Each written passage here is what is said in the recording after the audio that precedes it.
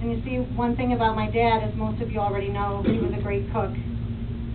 He had his favorite recipes, like their muscatoli, and he loved to make chili and hamburger sandwiches. And he called them hamburger sandwiches because he ate them on white bread. He didn't put his hamburgers on a bun.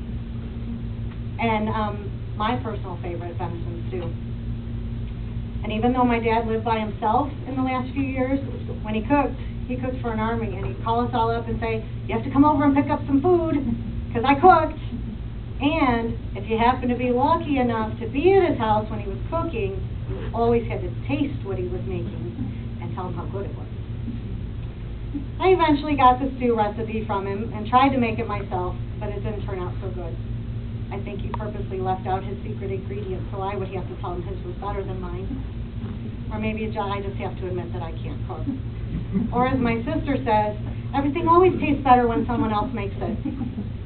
So if anyone makes good venison stew, I will be willing to taste it for you.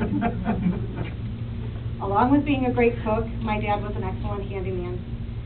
One time I tried to install a new bathroom sink the day before my daughter's first birthday party when I was going to have about 75 people at my house, and my sink ended up spraying water all over my bathroom, the one bathroom I had in my house.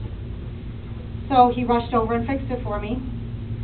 And then another time I remember when it started raining in my living room, he grabbed his friend Kenny and came right over and repaired my roof. And he fixed my car many times, and he installed new windows in my house.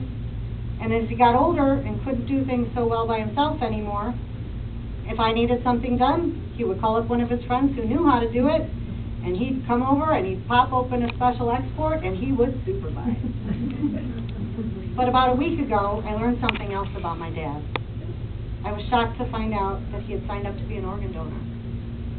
So not only did he feed the hungry, which was usually me, and he helped the needy, again, usually me, but even in his death, he was still willing to help other people out and give the gift of life to someone else. All of these things made me realize my dad truly was a hero. I only wish I would have realized it sooner. Thank you.